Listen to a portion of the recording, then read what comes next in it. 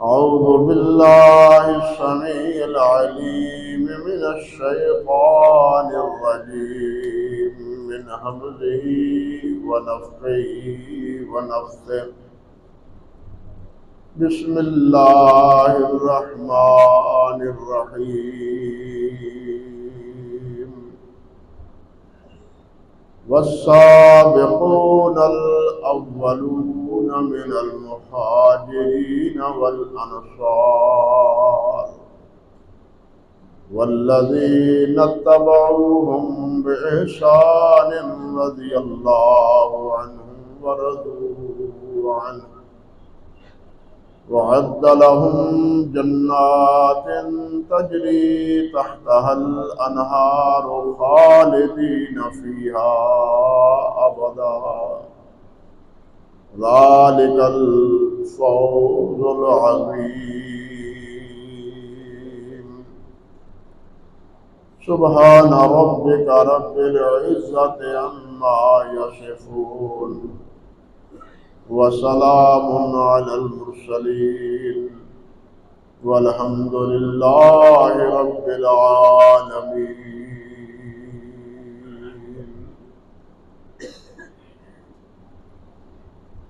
محترم و معزز سامعین کرام، عزت مآب میری بہنوں اور بیٹیوں، گزشتہ خطبے میں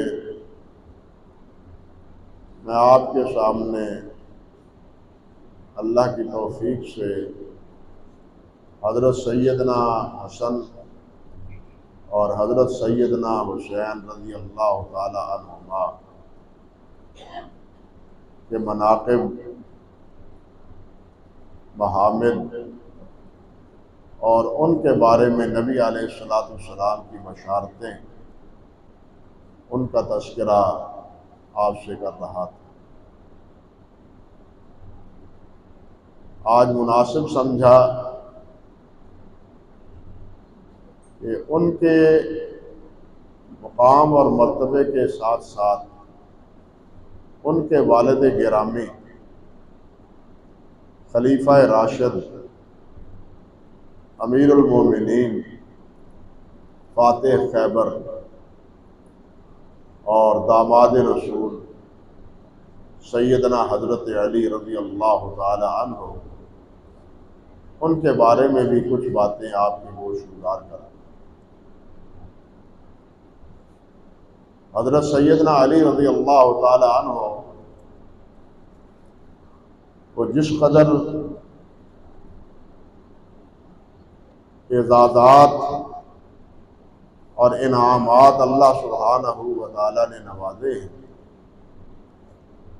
اور جو بشارتیں ان کی دنیاوی اور اخروی معاملات میں اللہ کے رسول صلی اللہ علیہ وسلم نے دی ہیں، ان پر حضرات محدثین رحمہ اللہ نے مستقل کتابیں لکھی، اور حضرت امام احمد بن حنبل رحمۃ اللہ علیہ انہوں نے تو یہ فرمایا ہے کہ سب سے زیادہ مناقب بیان ہوئے ہیں حضرت علی رضی اللہ تعالی عنہ، اور اس کی وجہ کیا تھی؟ اس کی وجہ یہ تھی کہ ایک گروہ جن کا تذکرہ میں پچھلے خطبے میں بھی کر رہا تھا، خوارج کا، وہ حضرت علی رضی اللہ تعالی عنہ کی مذمت کرنا، بد زبانی کرنا ان کے بارے میں، کفر و شرک کے فتوے لگانا، ان کے خلاف قتال کرنا، حتیٰ کہ ان کو شہید کرنا ان کے پروگرام میں شامل ہے، اور باقاعدہ پروگرام کے تحت ہی حضرت علی رضی اللہ تعالیٰ عنہ کو شہید کیا گیا۔ پروگرام تو تھا حضرت معاویہ کو بھی اور ساتھ حضرت عمر بن عاص رضی اللہ تعالی عنہ، لیکن اللہ ذوالجلال والاکرام نے ان کو بچا لیا۔ مگر حضرت علی رضی اللہ تعالی عنہ عبد الرحمن بن ملجم کے ہاتھوں چڑھ گئے، اور ایسا ہونا تھا کیونکہ بالکل اسی طرح کی بشارت اور خبر نبی علیہ السلام نے حضرت علی کو بھی دی۔ یاد ہوگا میں نے حضرت سیدنا عثمان رضی اللہ تعالی عنہ کا تذکرہ کرتے ہوئے یہ بات، یہ حدیث صحیح بخاری شریف کی آپ کے سامنے ذکر کی تھی، جس طرح کہ حضرت ابو موسیٰ اشعری رضی اللہ تعالی عنہ بیان کرتے ہیں کہ نبی علیہ السلام نے، آپ ایک باغ میں تشریف فرما تھے، باری باری حضرت پہلے ابو بکر آئے، پھر عمر آئے، تیسری بار حضرت عثمان آئے۔ جب تیسری بار حضرت عثمان آئے اور انہوں نے آ کے دروازہ کھولا، حضرت ابو موسیٰ اشعری نے، انہوں نے دروازہ کھٹکھٹایا، نبی علیہ السلام سے جا کے عرض کیا کہ حضور عثمان آئے، وہ آ سکتے ہیں اندر؟ آپ نے فرمایا ہاں انہیں آنے دو، اور انہیں بلوے کی صورت میں شہادت کی خبر دی، بلوے کی صورت میں شہادت کی خبر دی۔ حضرت ابو موسیٰ فرماتے ہیں رضی اللہ تعالی عنہ کہ میں نے یہ پیغام پہنچا دیا، اور حضرت عثمان رضی اللہ تعالی عنہ نے سلام کے جواب میں جو دوسری بات کہی، فرمایا اللہ المستعان، اللہ مدد فرمائے، اللہ میرا معاون ہے، میرا مددگار ہے۔ بالکل اسی طرح حضرت علی رضی اللہ تعالی عنہ کو بھی نبی علیہ السلام نے فرمایا تھا کہ علی تجھے شہید کیا جائے گا،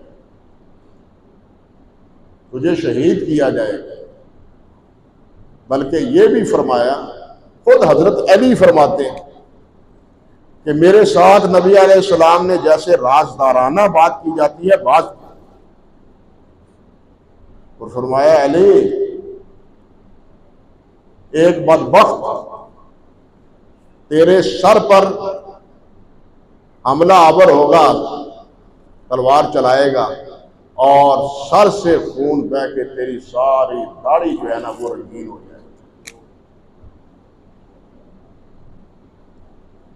اسی طرح ہوا، بلکہ ایک حدیث میں، متعدد کتابوں میں یہ روایت مروی ہے، اور شیخ البانی رحمۃ اللہ علیہ نے سلسلہ صحیحہ میں بھی اس کو ذکر کیا ہے کہ نبی علیہ السلام نے حضرت علی سے فرمایا، یا علی من اشقى الاولین والآخرین، جو پہلی امتیں گزر چکی ہیں ان میں سب سے بڑا شقی اور بدبخت کون ہے؟ اور جو یہ امت ہے ان میں سے سب سے بڑا بدبخت اور شقی کون ہے؟ حضرت علی عرض کرتے ہیں قال اللہ ورسولہ عالم، حضور مجھے کیا پتا، اللہ بہتر جانتے ہیں یا اللہ کے رسول بہتر جانتے ہیں؟ پہلوں میں بدبخت کون ہے؟ سب سے بڑا اشقی، سب سے بڑا بدبخت، اور اس امت میں سب سے بڑا بدبخت کون؟ آپ نے فرمایا قال اشقى الاولین آخر الناقہ، سب سے بڑا بدبخت پہلی امتوں میں وہ تھا جو حضرت صالح علیہ السلام کی اونٹنی کو مارنے والا تھا۔ قرآن مجید میں بھی ہے نا، کذب ثمود بطغواها اذ انبعث اشقاها فقال لهم رسول الله ناقة الله وسقياها فكذبوه فعقروها فدمدم عليهم ربهم بذنبهم فسواها ولا يخاف عقباها۔ اللہ نے کچھ عمر نکال دیا، پھر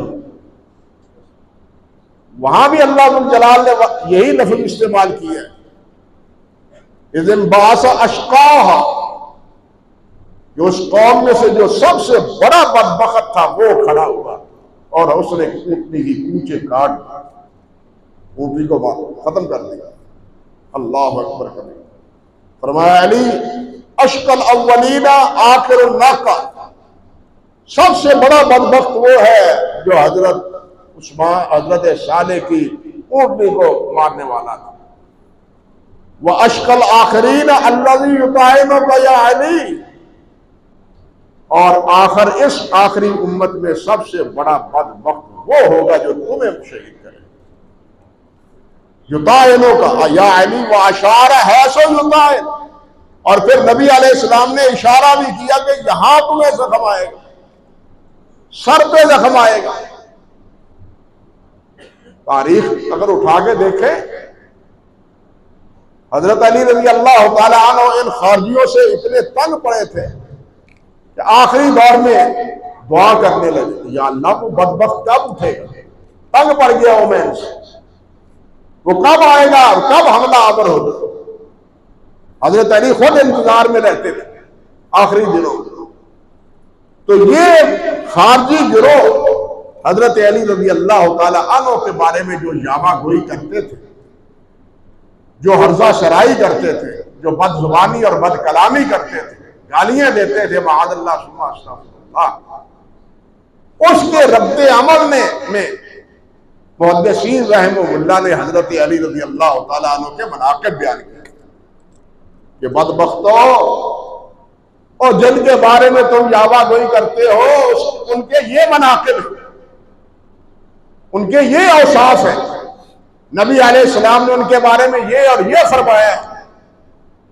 اس لیے بہت سی روایات حضرت علی رضی اللہ تعالی عنہ سے، اور یہ بھی ایک حقیقت ہے، یہ بھی سمجھ لیں کہ حضرت علی رضی اللہ تعالی عنہ کے مناقب میں جہاں بہت سی صحیح احادیث ہیں، وہاں بہت سی ایسی روایات بھی ہیں جو بے اصل ہیں، موضوع من گھڑت ہے۔ یعنی حضرت علی سے ایک گروہ وہ تھا جو عداوت رکھتا تھا، بغض رکھتا تھا، معاذ اللہ ثم استغفر اللہ، اور ایک وہ تھا جو حضرت علی رضی اللہ تعالیٰ عنہ کو معاذ اللہ حضرت عیسیٰ علیہ السلام کی طرح معبود سمجھتا کہ علی ہی خدا ہے، علی ہی رب ہے، معاذ اللہ ثم استغفر۔ عبداللہ بن سبا اور اس کے ماننے والے، عبداللہ بن سبا اور اس کے ماننے والے، انہوں نے حضرت علی رضی اللہ تعالی عنہ کے بارے میں غلط عقیدہ پھیلایا کہ یہی اصل میں مسیح رسول ہے، بلکہ رسول ہی یہ تھے، ایک گروہ وہ بھی ہے کہ رسول ہی یہ تھے، جبرائیل وحی لانے میں غلطی کر گئے، معاذ اللہ ثم استغفر۔ یہاں تک عبداللہ بن سبا اور اس کی ذریت نے کہا، اور حضرت علی رضی اللہ تعالی عنہ نے اسی عبداللہ بن سبا اور اس کے ساتھیوں کو جلایا تھا، آگ میں ڈالا تھا، اور یہ اتنے بدبخت تھے، آپ اندازہ کریں عقیدت میں انسان جب آئے تو اتنا اندھا ہو جاتا ہے کہ اس کو حقیقت بھی سمجھ نہیں آتی۔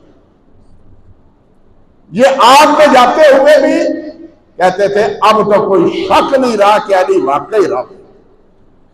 کیوں؟ کہ آگ کا عذاب تو اللہ نے دینا ہے،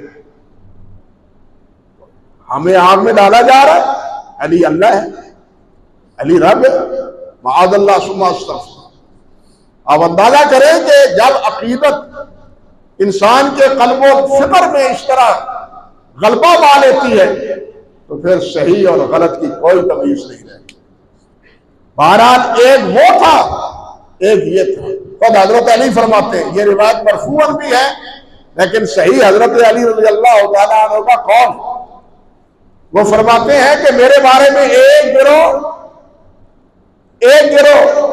یہودیوں کی طرح عیسیٰ علیہ السلام کے بارے میں، ایک گروہ افراط کا شکار ہوگا، ایک تفرید کا شکار ہوگا۔ جیسے عیسیٰ علیہ السلام کو عیسائیوں نے معبود بنا لیا، اللہ کا بیٹا بنا لیا، افراط کیا، اور یہودیوں نے حضرت عیسیٰ علیہ السلام کو سولی پہ لٹکا دینے کی پوری سازش کی۔ میری مثال بھی اسی طرح ہے، میرے کچھ دشمن ہیں اور میرے کچھ حد سے زیادہ میرے بارے میں غلط کرنے والے ہیں، وہی کیفیت ہے. یعنی ایک گروہ وہ ہے جو حضرت علی رضی اللہ تعالیٰ عنہ کے بارے میں افراد سے نام لیتا ہے، ان کو معبود بنایا ہوا ہے، اور ایک وہ ہے جو معاذ اللہ ان کو مسلمان ماننے کے لیے بھی آمادہ ہے. انا للہ و انا الیہ راجعون. یہ صورتحال. اسی لیے حضرات محدثین رحمہم اللہ نے صحیح روایات کا انتخاب کیا اور امت کے مابین حضرت علی رضی اللہ تعالی عنہ کے مناقب جو صحیح اسانید سے مروی تھے ان کو محفوظ کیا اور امت کو بتلایا کہ حضرت علی رضی اللہ تعالی عنہ کا مقام اور حضرت علی رضی اللہ تعالی عنہ کا مرتبہ کیا ہے.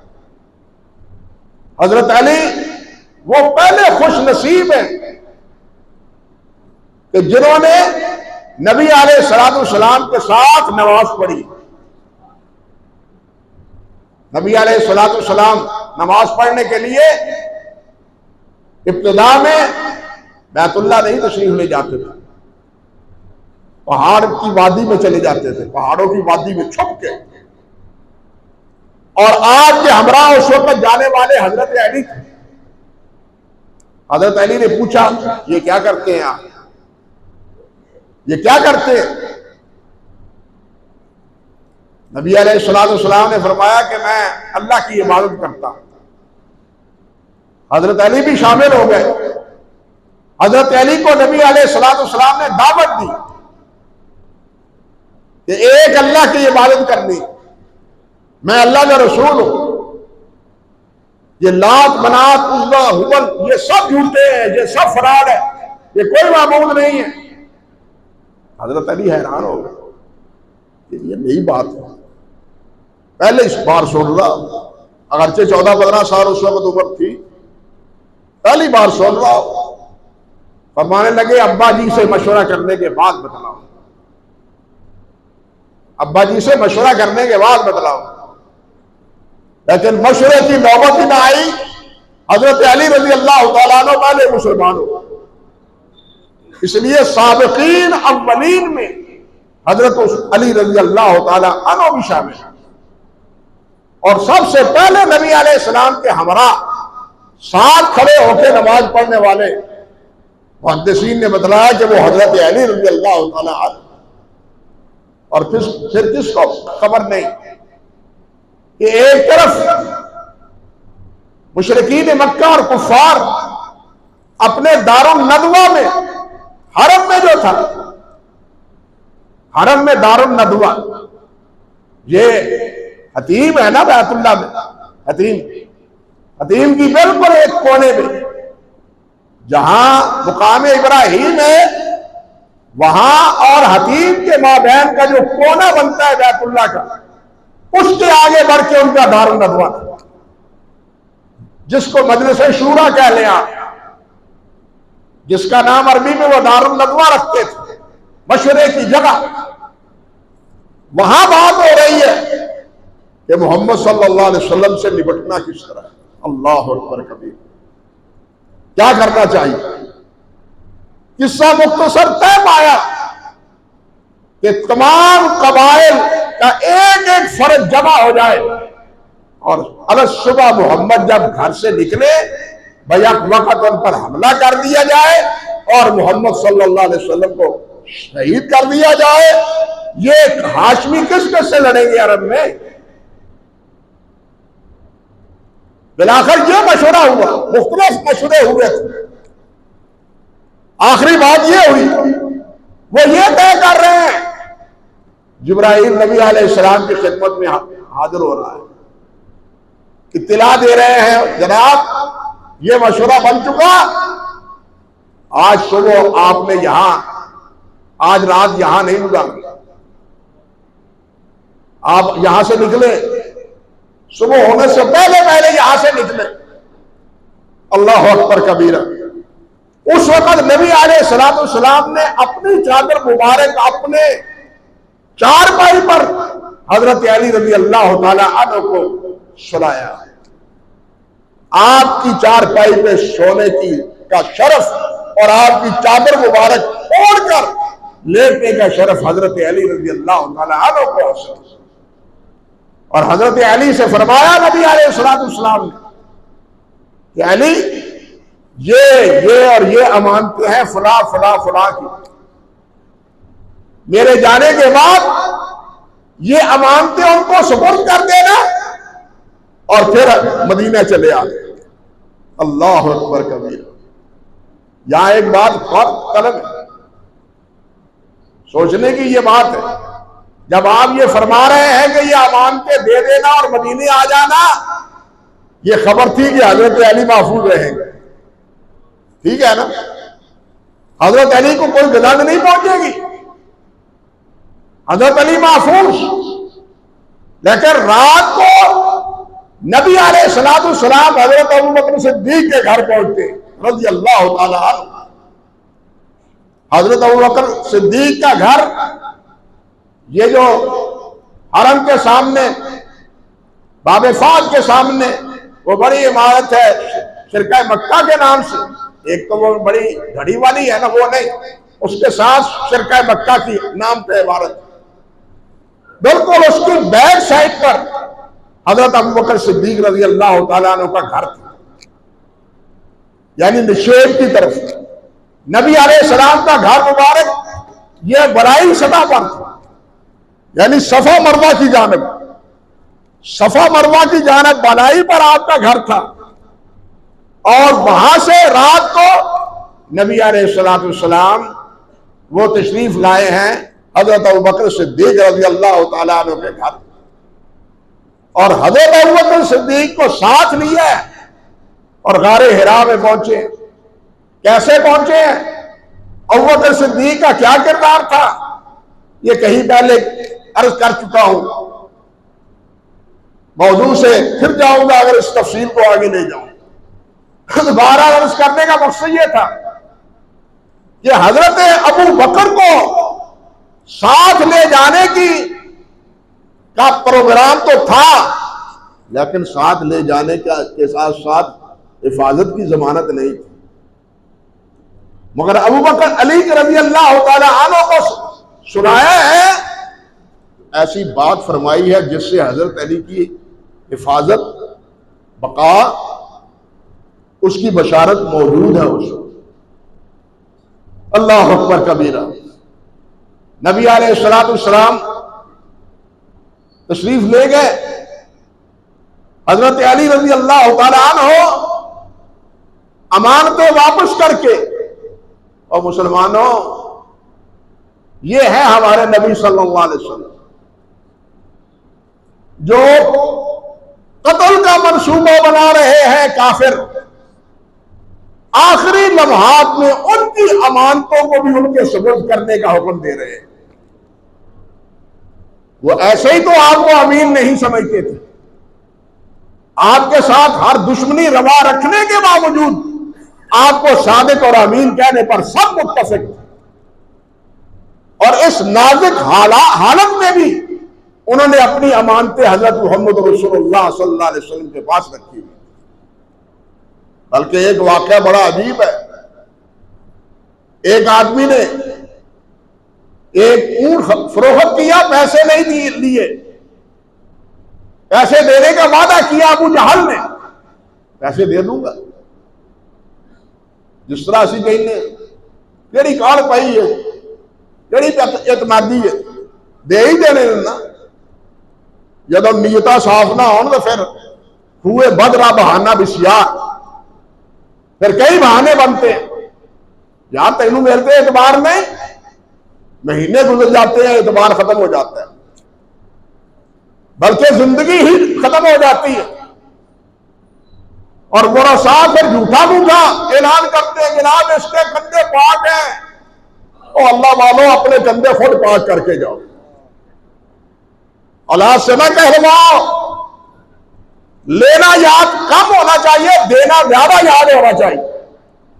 اگر کسی سے نہیں لوگے، معاف کر دو گے تو اس کا اجر بھی اللہ سے پاؤ گے، اگر نہیں تو قیامت کے دن اس کا بدلہ تمہیں مل جائے گا، لیکن قیامت کے دن دینا مشکل ہے، کہاں سے پیسہ ہوگا، کون دے گا؟ پھر نتیجہ کیا ہوگا؟ اپنی نمازیں اور اپنے صدقات اور اپنے روزے اس مقروض جس سے قرضہ لیا تھا اس کو دے کے اس کو راضی کرنا پڑے گا، اور آپ خالی ہاتھ جہنم میں جائے گا۔ انا للہ و انا الیہ راجعون۔ اس لیے لینے کی فکر ہمیں یاد ہوتے ہیں، لینے دینے یاد نہیں ہوتے، یاد دینے کا کرنا چاہیے۔ اپنے نبی سے یہ سیکھیے، سیرت سے سبق کہ دینا یاد رہنا چاہیے۔ یہ نہیں کہ اب یہ تو مجھے مار رہے ہیں جان جہنم سے، نہیں، علی دے کے آؤ۔ پھر یہاں سے نکلو، تین دن کے بعد پھر حضرت علی رضی اللہ تعالیٰ عنہ راتوں کا سفر کرتے تھے، اور دن کو گرمی کی وجہ سے دن کو دھوپ کے وقت کسی جگہ بیٹھ جاتے تھے، یوں سفر کر کے قباء میں حضرت علی رضی اللہ تعالیٰ عنہ بھی پہنچ گئے جہاں نبی علیہ السلام قیام پذیر تھے۔ حضرت علی رضی اللہ تعالیٰ عنہ نبی علیہ السلام کے ساتھ ہر جنگ میں ساتھ رہے، وہ بدر ہو، وہ احد ہو، وہ تبوک ہو، وہ فتح مکہ ہو، وہ حنین ہو، تمام غزوات میں حضرت علی رضی اللہ تعالیٰ عنہ نبی علیہ السلام کے بابرکات ہمراہ تھے۔ صرف ایک مرحلہ آیا، ایک موقع آیا، اور وہ ہے غزوہ تبوک کا۔ غزوہ تبوک کا جو نبی علیہ السلام نے شام کی سرحد پر جا کے رومیوں کے ساتھ لڑنے کا فیصلہ فرمایا، جہاں سے اطلاع ملی تھی کہ رومی مسلمانوں کا مقابلہ کرنے کے لیے مجتمع ہو رہے ہیں۔ نبی علیہ السلام نے فیصلہ فرمایا پیش قدمی کا، اور 30,000 کا لشکر پہلی بار لے کے اندازہ کیجئے وہاں تبوک میں پہنچے، اور اس غزوے کے لیے میں جو قربانیاں صحابہ کرام نے دی، حضرت ابو بکر نے دی، حضرت عمر نے دی، حضرت عثمان نے دی، حضرت عبد الرحمن بن عوف نے دی، وہ تاریخ کا ایک حصہ ہے۔ اسی مرحلے پر حضرت ابو بکر صدیق نے گھر کا سارا اثاثہ لا کے نبی علیہ السلام کے قدموں مبارک میں ڈھیر کر دیا۔ ابو بکر کیا چھوڑ کے آئے ہو؟ کچھ نہیں چھوڑ کے آیا، سب گھر لے آیا۔ یہ تھے ابو بکر رضی اللہ تعالیٰ عنہ، جن کے بارے میں زبانیں کھلتی ہیں لوگوں کی، بالکل اسی طرح جس طرح حضرت علی کے بارے میں خارجیوں کی کھلتی ہے۔ انا للہ و انا الیہ راجعون۔ بھائی ہم تو صحیح بات ہے اس مسئلے میں بڑے ہی دکھی ہیں، سینے میں بہت درد ہے، دماغ کھولتا ہے کہ کیا بنتا ہے۔ نہ ہمارا قرآن مجید محفوظ، نہ ہمارے نبی حضرت محمد رسول اللہ محفوظ، نہ نبی علیہ السلام کے صحابہ محفوظ، ہم محفوظ۔ امام مالک نے کہا تھا، فرمایا تھا، جس امت کے سامنے اس کے نبی کی توہین ہوتی ہے اس امت کو جینے کا کوئی حق نہیں، امت کو جینے کا کوئی حق نہیں۔ یہاں ہمارے حکمران جو کر رہے ہیں، اللہ ان کو ہدایت دے، ان کو اپنے فرائض منصبیہ سمجھنے کی توفیق دے، اور یہ سمجھے کہ ہمارے اوپر یہ کتنا بوجھ ہے اور ہمارے ہاتھوں میں کتنی امانت ہے۔ یہ اقتدار امانت ہے، یہ اقتدار تمہارے باپ دادا کی وراثت نہیں ہے، یہ امانت ہے۔ اور یہ لفظ میں آپ اپنی طرف سے نہیں بول رہا، حضرت ابو ذر سے نبی علیہ السلام نے فرمایا تھا، یا ابا ذر انہا امانہ۔ حضرت ابو ذر نے عرض کیا تھا کہ حضور کسی جگہ کا مجھے بھی عامل بنا دیں۔ یہ ابو ذر وہ ہے رضی اللہ تعالی عنہ، اور فقر ابو ذر کو آپ نے ضرب المثل سنی ہے یا نہیں سنی؟ فقر ابو ذر جو سمجھتے تھے کہ گھر میں کوئی سامان ضرورت سے زائد رکھنا ہی نہیں چاہیے، یہ فکر تھی ان کی، اور اس وجہ سے وہ بہت سے صحابہ سے ناراض تھے، کیوں گھر میں اثاثہ رکھا ہوا ہے تم نے، دو اللہ کی راہ میں۔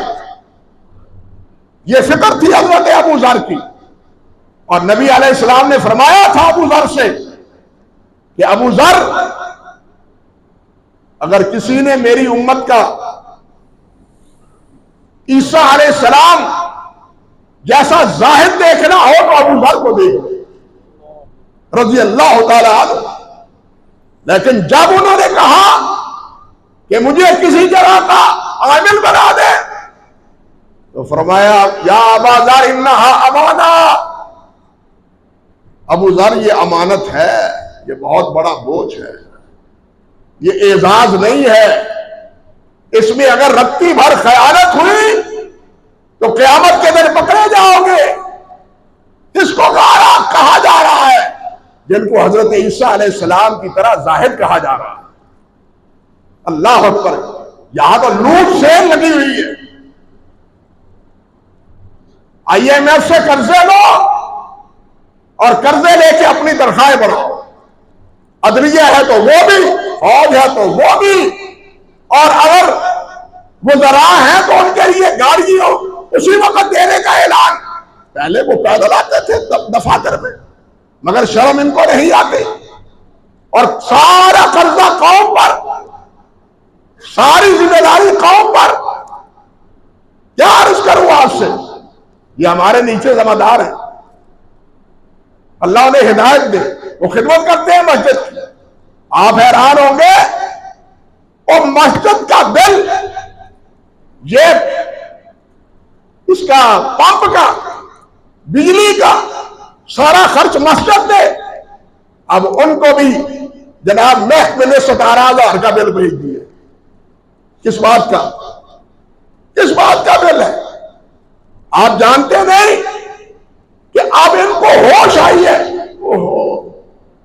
ریڈیو پر ٹیکس لگنا چاہیے، اب ٹیکس ریڈیو پر بھی لگے گا آپ کے، جن کا ریڈیو پر کون سنتا ہے، لیکن اس پر بھی ٹیکس آ گیا ہے، وہ بھی آپ کو پے کرنا پڑے گا۔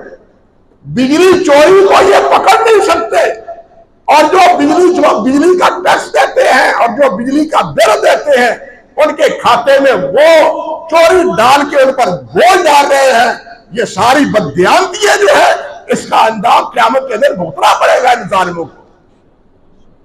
اسی لیے میں کہتا ہوں دل دکھتا ہے، کیا بنے گا ہمارے ساتھ اور کیا کریں گے بنے گی ان کے ساتھ قیامت کے دن۔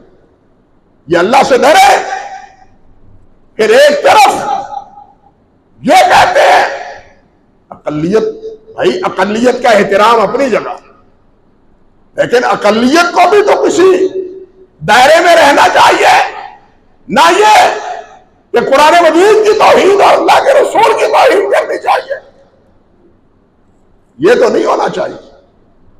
ہم ان کا احترام کرتے ہیں، اس ناطے اپنے ملک کا شہری سمجھتے ہیں، انہیں عزت دیتے ہیں، احترام کرتے ہیں ان کی خدمات کا اعتراف کرتے ہیں، لیکن اس کا یہ مطلب نہیں ہے کہ جناب وہ قرآن مجید کو اپنے پاؤں کے نیچے مسلیں۔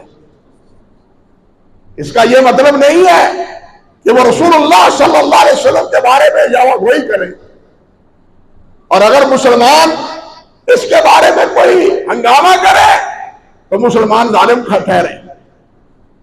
یاد رکھو، ہمارا ملک بلکہ پورا عالم اسلام اللہ کے ہاں مجرم ہے، اللہ کے ہاں مجرم ہے۔ اللہ ذو الجلال نے فرمایا، سنیے، سورۃ المائدہ ہے، مائدہ کا رکوع نمبر 9 ہے، آیت نمبر 57 اور 58 ہے۔ اللہ فرماتے ہیں یا ایھا الذین آمنوا لا تتخذوا الذین اتخذوا دینکم ہزوا ولعبا من الذین اوتوا الکتاب من قبلکم والکفار اولیاء۔ ایمان والو، جنہوں نے تمہارے دین کا مذاق اڑایا ہے ان سے دوستی ختم کر دو. جنہوں نے تمہارے دین کا مذاق اڑایا ہے ان کے ساتھ دوستی ختم کر دو. وہ اہل کتاب ہو یا کفار ہو. واتقوا اللہ، اور ایمان والو اللہ سے ڈرو. ان کنتم مومنین، اگر تم مومن ہو. اپنے ایمان کی خیر منائے، اپنے ایمان کی خیر بنائے. اگر اللہ کے دین سے آپ کا مذاق اڑانے والے، آگے اللہ فرماتے ہیں وَإِذَا نَادَيْتُمْ إِلَى الصَّلَاةِ اتَّخَذُوهَا هُزُوًا وَلَعِبًا. جب تم اذان کہتے ہو، نماز کی طرف بلاتے ہو، یہ اذان کا مذاق اڑاتے ہیں. اذان جو شعار ہے اسلام کا، اس کا مذاق اڑاتے ہیں. اور اذان کا مذاق تو کجا رہا، اب تو مذاق قرآن کا اڑایا جا رہا ہے، محمد رسول اللہ کا اڑایا جا رہا ہے. رونا تو اس بات کا ہے، دکھ تو اس بات کا ہے، تکلیف تو اس بات کی. لیکن اس کے باوجود بھی جناب یہ کفار اور یہود و نصارہ ہمارے سر کے تاج ہیں. ہمارے مشیر وہ ہے، ہمارے پالنے پوسنے والے وہ ہیں. اللہ نے فرمایا ان کو تم مومنین، اگر تم مومن ہو ان سے موالات چھوڑ دو جو تمہارے دین سے مذاق کرتے ہیں. یہ دین سے مذاق نہیں کرتے، یہ اللہ کے رسول سے مذاق کرتے ہیں، اللہ کے رسول پر نازل کی ہوئی کتاب کا مذاق اڑاتے ہیں. اس لیے ان کے ساتھ موالات کا کوئی جواب نہیں. یہ جو دیتے ہیں بائیں ہاتھ سے دیتے ہیں، سیدھے ہاتھ سے ڈبل لیتے ہیں. واقعتاً ہے اسی طرح یا نہیں؟ IMF اگر دیتا ہے تو سود ہم سے سب کچھ وصول کرتا ہے، ہمارے اوپر کوئی احسان نہیں کرتا. لیکن ہم ہیں کہ منگتے بنے ہوئے ہیں، منگتے. اور یہ یاد رکھو اللہ کے رسول نے اپنی امت کو منگتا نہیں بنایا، بکاری نہیں بنایا، سائل نہیں بنایا. کہا کہ اللہ سے مانگو، کسی سے مت مانگو. حتیٰ کہ کئی بار ذکر کر چکا ہوں، صحابہ کرام سے عہد لیا، وعدہ لیا، کسی سے سوال نہیں کرنا. اور اس کا نتیجہ یہ تھا کہ سواری پر صحابہ اگر جا رہے ہوتے تھے، اگر اونٹ کو یا خچر کو یا گھوڑے کو چلانے والا آسا زمین پہ گر جاتا تو سواری سے اتر کے اس لاٹھی کو پکڑتے اور پھر سوار ہو کے آگے جاتے. یہ بھی سوال نہیں کرتے تھے یار یہ چھڑی پکڑا دو مجھے. اور نبی نے تو یہ تعلیم مسلمانوں کو دی تھی، امت کو دی تھی. آج ہم بین الاقوامی منگتے ہیں اور ان منگتوں نے سارے مسلمانوں کو منگتا بنا دیا ہے. سنوارتے یہ اپنی پوزیشنیں ہیں، بکاری ہم کو بنایا ہوا ہے. ان کی عیاشیاں ہمیں پوری کرنی پڑ رہی ہیں. انا للہ و انا الیہ راجعون. اللہ ان کو اپنی ذمہ داریاں سمجھنے کی توفیق دے، اپنے فرائض کو سمجھنے کی توفیق دے. یہ صدارتیں اور یہ وزارتیں، یہ زندہ باد کے نعرے آج بڑے بڑے معلوم ہوتے ہیں. پتہ چلے گا جب قیامت کے دن یوم حساب ہو. آج ہم کیوں کہتے ہیں خلفائے راشدین کو یاد کیوں کرتے ہیں، خلافت راستہ کے انعقاد کا مطالبہ کیوں کرتے ہیں؟ اس لیے کرتے ہیں کہ حضرت عمر فاروق نے فرمایا تھا کہ فرات کے کنارے پر اگر ایک بکری کھجلی کی بیماری میں مر جاتی ہے، اس کا علاج عمر نہیں کرتا. لَخَشِيتُ أَنْ أُسْأَلَ عَنْهُ يَوْمَ الْقِيَامَةِ. مجھے ڈر ہے کہ اس بکری کے بارے میں بھی مجھے قیامت کے دن ثواب نہ دینا پڑے.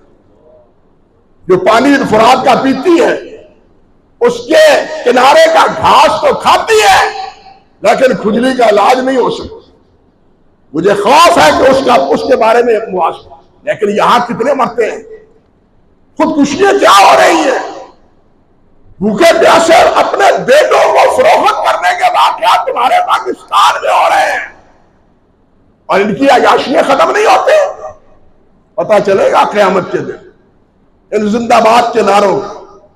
اگر ہم فقیر یہ بات خبردار کر دیں تو ہم مجرم کہ تم نے جناب حکومت کے خلاف بات کی. ہم خلاف نہیں، ہم ان کی خیر خواہی کر رہے ہیں کہ اللہ سے ڈرو، اپنے فرائض کو سمجھو اور اپنی ذمہ داریوں کو پورا کرنے کی کوشش کرو. اور علی الاطلاق مسلمانوں سے عرض کرتے ہیں کہ وہ کسی قانون کو اپنے ہاتھ میں نہ لیں، اپنے فرائض کے تحت اپنی ذمہ داریاں یہ رکھتے، جو ذمہ دار ہے اس کو اپنی ذمہ داری پوری کرنی چاہیے، اس سے حد سے تجاوز نہیں کرنا چاہیے. اگر وہ لوگ حکمران اس کا انتظام نہیں کرتے، احتساب نہیں کرتے، تو مجرم وہ ہے، عند اللہ مجرم وہ ہے. ہمیں کوئی قانون ہاتھ میں لے کے دنگا فساد، قتل و غارت، جلاؤ گھراؤ، یہ اس سے بہرحال گریز کرنا چاہیے. اس کی نہ اسلام اجازت دیتا ہے، نہ ہم اس کی کسی صورت تائید کرتے ہیں. ہم یہی کہتے ہیں کہ جو مجرم ہے اور تمہارے وزیر اعظم کے بارے میں زبان کھولنے والا، فوج کے خلاف بات کرنے والا تو مجرم ہے، اللہ اور اللہ کے رسول کے خلاف بات کرنے والا کوئی مجرم نہیں ہے. اس کے لیے کوئی قانون نہیں ہے. وہاں قانون حرکت میں آ جاتا ہے، یہاں قانون ان کو تحفظ دے دیتا ہے. دل کا رضن قسمت کتنی بری تقسیم ہے، کتنا ظلم ہے. اللہ ہی ہمیں ہدایت عطا فرمائے. اور صحیح بات یہ ہے کہ اس سے اتنا دل جلتا ہے اور پڑتا ہے کہ اس کا ہم علاج، اس کے علاج میں ہم بے بس.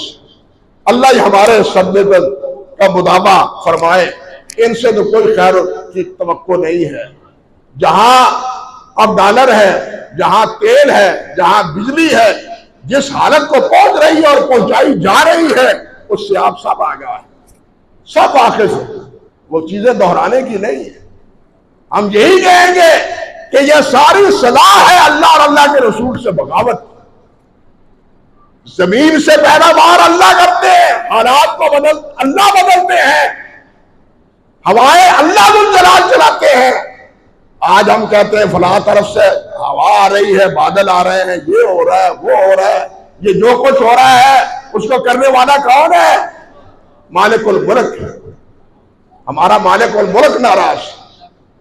ہم نے اللہ اور اللہ کے رسول سے بغاوت شروع کر رکھی، ان سے نافرمانی شروع، ان کی نافرمانی شروع کر رکھی. قدم قدم پر ہر حکم کی نافرمانی کرتے ہیں، اور پھر یہ سمجھتے ہیں کہ ہمارے اوپر رحمتوں کی برکھا برسے. ای خیال است و محال است و جنو. اللہ ہمیں اپنی اصلاح کی توفیق دے، اپنے دامن میں جھانک کے اپنی اصلاح کرنے کی اللہ ہمیں توفیق عطا فرمائے. بات کہاں تھی، کہاں جا پہنچی، انشاءاللہ اس کی تکمیل اللہ نے چاہا تو آئندہ خطبے میں کرنے کی کوشش کروں گا. وآخر دعوانا ان الحمدللہ رب العالمین.